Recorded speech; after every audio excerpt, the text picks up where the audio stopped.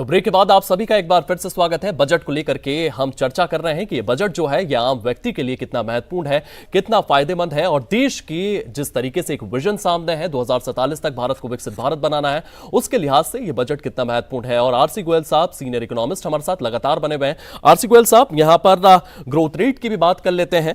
पिछले सुधारों की वजह से भारत 7% की विकास दर हासिल कर रहा है, जिससे गरीबी कम हो रही है। तो इस सेगमेंट में लगातार हम लोग आगे बढ़ रहे हैं। हमारी इकोनॉमी की अगर बात करें तो वो भी बूस्ट होती हुई नजर आ रही है सर। और मैं आपसे जानना चाहूंगा कि जिस हिसाब से क्या एक आम आदमी की जो लाइफस्टाइल है उसमें भी अपग्रेड देखने को मिल रहा है सर, और इसी के साथ साथ आप पीपीपी को लेकर भी जानकारी दीजिए सर। देखिए, ये जो बजट वाली बात है, हम प्रोग्रेस कर रहे हैं 7% से, इसमें कोई दो राय नहीं है। और ये प्रोग्रेस पिछले 10-15 साल से ले रहे हैं 6 से 7% तक। 47 तक जो विकसित भारत वाली बात है, वहां पर हमें ग्रोथ रेट चाहिए 8%। तो उसमें थोड़ी सी लैकिंग है। 47 का हमारा टारगेट है, पर मुझे नहीं लगता वो वहां तक हम अचीव कर पाएंगे, क्योंकि 7% के करीब हम चाहते हैं, वहाँ 8% चाहिए। लेकिन गवर्नमेंट जो है making an efforts to expenditure on capital expenditure, वो एक अच्छी चीज़ है। हर साल कुछ न कुछ बढ़ाने की कोशिश करती है। बाकी डाटा तो देखो ऐसे है, एजुकेशन के ऊपर पिछली साल था 856 करोड़, इस बार कर रहे हैं 969 करोड़, 100 करोड़ बढ़ा दिए। तो मेडिकल एक्सपेंडिचर था पिछली बार 2600 करोड़ था, इस बार 2642, 50 करोड़ बढ़ा दिए। तो ये तो सारी एक जगलरी करनी पड़ती है, क्योंकि एकदम ना रिवेन्यू बढ़ सकता है, तो रिवेन्यू नहीं बढ़ेगा तो हम एक्सपेंडिचर भी ज़्यादा नहीं बढ़ा सकते। तो थोड़ा बहुत करके कैपिटल एक्सपेंडिचर जितना हम बढ़ाएंगे उतनी ही एम्प्लॉयमेंट जनरेट होगी।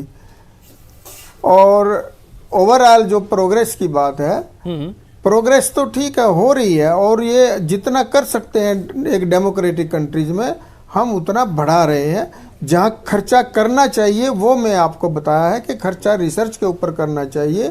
वहाँ से 100% हम ये नहीं कह सकते कि कुछ निकलेगा या नहीं निकलेगा, उस पर सक्सेस रेट आएगा कि नहीं आएगा, लेकिन फिर भी खर्चा करना चाहिए। जैसे स्टार्टअप का ले लीजिए, 100 स्टार्टअप होंगे, 1-2% सक्सेस होता है, 98% फेल हो जाते हैं। लेकिन जो 1-2% बढ़ेगा वो 98% का घाटा पूरा कर देते हैं। इसी तरह रिसर्च के ऊपर होती है कि जितने 1000 अगर कोई आदमी रिसर्च पर लगे हुए हैं, एक आदमी की भी अचीवमेंट आ जाए तो 1000 के बराबर हो जाती है। तो we should make maximum expenditure on research and development. और so far as revenue is concern, revenue बढ़ाना एक डेमोक्रेटिक कंट्री में आसान नहीं है। इलेक्शन रोज आते रहते हैं, तो जब हम रिवेन्यू बढ़ाएंगे किसी के ऊपर टैक्स लगेगा, टैक्स बढ़ेगा तो लोग वोट जाएंगे, लोग नाराज हो जाएंगे। तो इतना, लेकिन फिर भी एक डायरेक्शन होती है। डायरेक्शन इस गवर्नमेंट की ठीक है। ये कैपिटल एक्सपेंडिचर आई साल कोशिश कर रही है बढ़ाने की, बढ़ा भी रही है। इसके साथ साथ आरसी गोयल साहब, मैं आपसे ये भी जानना चाहूंगा कि जिस हिसाब से फ्रीबीज जो है वो भी देश में लगातार बढ़ती जा रही है, इसका प्रभाव देश के विकास पर, देश की इकोनॉमी पर किस तरीके से पड़ता है सर? देखिए, फ्रीबीज का हमेशा इफेक्ट दो तरीके होती हैं। आपने चाणक्य को भी सुना होगा कि इनकम का 10% डोनेट करना चाहिए, गरीब को रोटी मिलनी चाहिए ताकि वो शांति से रह सके। अगर रोटी नहीं मिलेगी तो वो छीनेगा। तो फ्रीबी ऐसा नहीं है कि फ्रीबी का नाम दे दिया कि ये अनडेमोक्रेटिक होनी नहीं चाहिए। गरीब आदमी को चंदा मिलना चाहिए, तभी शांति रह सकती है, अदरवाइज तो चोरी डकैती आ जाएगी। फ्रीबी इतनी बुरी चीज़ नहीं होनी चाहिए। बात लिमिट की होती है। Freebie should not exceed 10% of the budget. Total खर्च का 10% से ज़्यादा एक्सीड नहीं करना चाहिए। जो हम 10-12 करोड़ 20% के करीब लेंगे वो गलत है, वो सिस्टम गलत है, वो नेगेटिव इफेक्ट डालता है। क्योंकि कोई भी चीज़ वाइबल होगी तो डेवलपमेंट करेगी, वाइबल नहीं होगी तो गवर्नमेंट की भी कॉरपोरेशन प्रॉफिट नहीं देगी, तो गवर्नमेंट कितने दिन चलाएगी, पैसे देगी। तो हर चीज़ को वाइबिलिटी जरूरी है, और वाइबिलिटी तब तक बढ़ेगी जब तक हम फ्रीबी के ऊपर लिमिट लगाएंगे। उसको आप फ्रीबी कहिए, चंदा कहिए, या गरीब आदमी की हेल्प कहिए, कुछ भी कह सकते हैं उसको। तो फ्रीबी बुरी चीज़ नहीं है, लेकिन ज़्यादा खर्चेंगे तो फ्रीबी अपने आप बुरी हो जाएगी। आप जैसे एग्जाम्पल मैं आपको छोटा सा पंजाब का देता हूँ, 20-25 हज़ार करोड़ रुपए की एग्रीकल्चर सब्सिडी है, अनसस्टेनेबल सब्सिडी है। ये इससे पंजाब चल नहीं सकता। इसी तरह देश के अंदर अब की बार जो खबर थी वो बड़ी अच्छी खबर थी कि टोटल मिला के डिस्ट्रीब्यूशन जो इलेक्ट्रिक डिस्ट्रीब्यूशन जो कंपनियां हैं उसमें थोड़ा प्रॉफिट आया है। तो इसका मतलब वो सस्टेनेबल होगी। जब सस्टेनेबल होगी, चोरी कम होगी तो रेट कम आ जाएंगे। जैसे अब आपने देखा टैक्स रेट भी कम आ गए, जीएसटी रेट भी कम आ गए। तो जैसे टैक्स की कलेक्शन होगी तो टैक्स रेट कम आ जाएगा। गवर्नमेंट ने तो नो प्रॉफिट नो लॉस पे चलना है जी। अगर चोरी होगी तो किसी को जो दे सकता उसके ऊपर रेट बढ़ जाएंगे। जी, कहीं ना कहीं फ्रीबीज जो है उनको भी एक लिमिट में रखना चाहिए। और हमारे साथ जसोदा गुलिया फाइनेंशियल एक्सपर्ट हमारे साथ जुड़ चुकी हैं। मैं उनके पास आपको लिए चलता हूं। जसोदा जी, आप इस पूरे के पूरे आम बजट को किस तरीके से देख रही हैं और जिस तरीके से सरकार की ओर से विजन सामने रखा गया है 2047 का, उस लिहाज से इस बजट को आपकी नजर से आप कैसे देखती हैं? देखिए आयुष, अभी हमने हमारी फाइनेंस मिनिस्टर को बजट पेश करते हुए सुना है। उन्होंने एमएसएमई सेगमेंट के बारे में और ओवरऑल फाइनेंस सेगमेंट के बारे में जो उन्होंने अपने एक कुछ अच्छे मूव्स भी हैं और कुछ थोड़े बैलेंस मूव भी हैं। अच्छे मूव्स में ये है कि उन्होंने एमएसएमई सेगमेंट के लिए 10,000 करोड़ का एक फंड एलोकेट किया है, जो कि एक अच्छा मूव है। बैलेंस इसलिए है कि ये इतने बड़े सेगमेंट के लिए ये थोड़ा सा कम है, थोड़ा ज़्यादा हो सकता था। वैसे ही उन्होंने ट्रेडेक्स प्लेटफॉर्म के लिए जिस तरीके से बात करी है, ये एक हमारी ओवरऑल एमएसएमई सेगमेंट के लिए काफ़ी ग्रोथ वाला पॉइंट हो सकता है, क्योंकि इससे उन्हें जो सप्लाई चेन फाइनेंस में हेल्प मिलेगी, सप्लाई चेन में स्पेसिफिकली बिल डिस्काउंटिंग में उनको हेल्प मिलेगी, तो जो एक ग्रोथ के लिए एक अच्छा मूवमेंट है। हम अगर ओवरऑल बजट की बात करें तो finance sector specifically bank NBFC segment की तरफ से कुछ और भी मूव एक्सपेक्ट कर रहे थे। स्पेसिफिकली जब हम सरफेसी एक्ट की बात करते हैं तो एक लंबे समय से हमारी एक ओवरऑल इंडस्ट्री की तरफ से ये एक डिमांड थी कि उसको एक तरह से दोबारा से अमेंड किया जाए in favour of NBFC sector. वहीं हम रीफाइनेंसिंग सोर्स की बात कर रहे थे कि जिस तरीके से एनबीएफसी सेक्टर जो है वो ओवरऑल एमएसएमई सेगमेंट में बहुत बड़ा रोल प्ले करता है क्रेडिट फैसिलिटीज़ के माध्यम से। वहीं पर ही जिस तरीके से हमें एसेट क्लासिफिकेशन और एसेट परफॉर्मेंस की बात की जाती है तो हमें बिल्कुल बैंकिंग टर्म्स के अकॉर्डिंगली बैंकिंग पावर पे लेकर के आते हैं। बट देन अगर हम लाइबिलिटी सेगमेंट की तरफ बात करें तो हम चाहते हैं कि उसी तरीके से हमारे पास भी सोर्स ऑफ फंड्स के जो माध्यम हैं वो उस तरीके से होने चाहिए। तो रीफाइनेंसिंग के लिए we were expecting yes. Jasoda, मैं आपसे ये भी जानना चाहूंगा कि जिस तरीके से बजट सामने आता है उसके बाद शेयर मार्केट जो है वो गिर जाता है, इसके पीछे क्या कुछ कारण है? इसके पीछे देखिए यही कारण है, एक्सपेक्टेड वर्सेस डिमांड, कि अगर आपकी एक्सपेक्टेशन के हिसाब से चीज़ें, अगर आपको लगता है कि हाँ चीज़ें ग्रोथ की तरफ मूव कर रही हैं तो जाहिर सी बात है एक सेगमेंट ओवरऑल पॉजिटिव रिएक्ट करता है। वहीं इन केस अगर जो जिस तरीके से एक्सपेक्ट किया जाता है और उस तरीके से अगर आपको लगता है कि चीज़ें काफ़ी नहीं हैं तो वो एक नेगेटिव मूव की तरफ जाता है।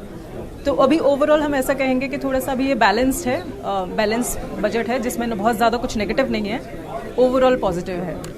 जी, ओवरऑल पॉजिटिव है। आप हमारे साथ बनी रहिएगा। आरसी गोयल साहब भी हमारे साथ लगातार बने हुए हैं। आरसी गोयल सर, मैं आपसे भी जानना चाहूंगा ओवरऑल इस बजट को आप किस तरीके से देख रहे हैं? इसी के साथ साथ चिप मैन्युफैक्चरिंग के लिए भी बजट अलॉट किया गया है, ये आने वाला भविष्य है, इस लिहाज से भी जिस तरीके से इस पर बजट दिया गया है, इसको आप किस तरीके से देख रहे हैं सर?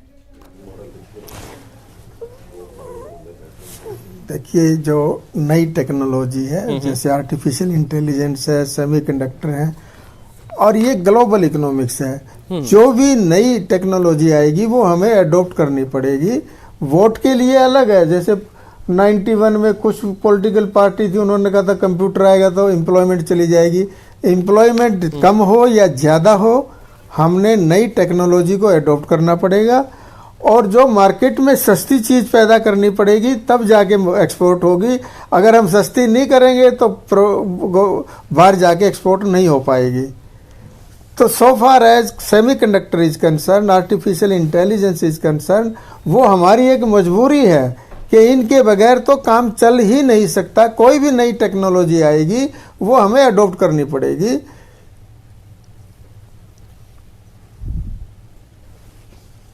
तो गवर्नमेंट ने ये सेमीकंडक्टर के ऊपर भी प्रमोशन की, आर्टिफिशियल इंटेलिजेंस को भी किया, अच्छा किया है। मैं कहा फ्यूचर के लिए ठीक है, लेकिन ये कोई बजट के अंदर बहुत ज़्यादा चीज़ नहीं होती। एक साल की रिसीट एंड पेमेंट होती है, एक डायरेक्शन दी जाती है, भाई हम ये करना चाह रहे हैं। 30 साल का बजट ये कंटिन्यूसली ठीक रखेंगे तो रिसर्च हो जाएगी। एक टाइम पे अगर रोक देंगे तो दिक्कत खड़ी हो जाएगी।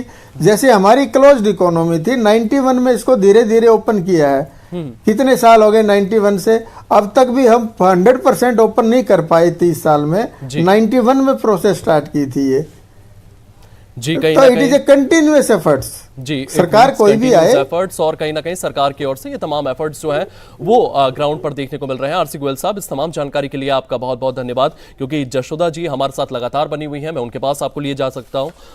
जशोदा जी, मैं आपसे जानना चाहूंगा कि जिस हिसाब से ईयू के साथ हमारी एक बहुत बड़ी ट्रेड डील हुई है और उस ट्रेड डील के बाद भी ये बजट सामने आता है, इसमें कई ऐसी चीजें देखने को मिल रही है जो उस डील को भी सपोर्ट करती है। मतलब भारत जो है वो अपने बाजारों को खोलता हुआ नजर आ रहा है, इसी के साथ साथ अगर बात करें तो अपने एक्सपोर्ट्स भी बढ़ाना चाह रहा है। उस लिहाज से ईयू के साथ जिस हिसाब से डील हुई है और ये बजट सामने आया है, इसको आप किस तरीके से देख रहे हैं? देखिए, इस तरीके से हम ये कह सकते हैं कि हम कहीं ना कहीं काफ़ी आगे बढ़ने के मूड में हैं। हम अब पीछे नहीं जा रहे हैं। हम जिस तरीके से ओवरऑल, जैसे मैंने आपको कहा कि ओवरऑल बजट की बात करें तो काफ़ी पॉजिटिव है और थोड़ी सी एक्सपेक्टेशन तो देखिए हर बार ऐसा ही होता है कि बहुत सारी एक्सपेक्टेशन होती है, लेकिन सारी एक्सपेक्टेशन एक टाइम पर कंप्लीट नहीं होती है। ओवरऑल यस, इस मूव में भी ये पॉजिटिव जा रहा है। वी आर एक्सपेंडिंग एंड जाहिर सी बात है हम आगे बढ़ने की कोशिश कर रहे हैं और ये एक अच्छा मूव है। क्योंकि मैं आपसे जानना चाहूंगा, एमएसएमई को लेकर भी लगातार 10,000 करोड़ रुपए का एमएसएमई ग्रोथ फंड बनाने का प्रस्ताव यहां पर दिया गया है, तो एमएसएमई सेक्टर किस तरीके से बढ़ता हुआ नजर आएगा? और जब एमएसएमई सेक्टर बढ़ेगा तो इस देश का आम आदमी किस तरीके से बढ़ता हुआ नजर आएगा, इस बारे में भी आपसे जानना चाहूंगा। देखिए, एमएसएमई सेक्टर की बात करें तो ये एक बहुत बड़ा सेक्टर है जो अगर हम नॉर्मली अगर एम्प्लॉयमेंट की बात करें तो 30 से 40% का एम्प्लॉयमेंट जनरेट करता है। अगर हम जीडीपी की बात करें तो उसमें एक कंट्रीब्यूशन बहुत बड़ा है। तो ये एक जो 10,000 करोड़ के फंड्स के एलोकेशन है, ये जाहिर सी बात है एक बड़ा सपोर्ट है एमएसएमई सेगमेंट के लिए। ये ऐसा कहेंगे कि अगर इससे ज़्यादा की एक्सपेक्टेशन थी, बट देन ये कह सकते हैं कि एक मूवमेंट है, स्टार्ट हुआ है, that is very impressive, very nice.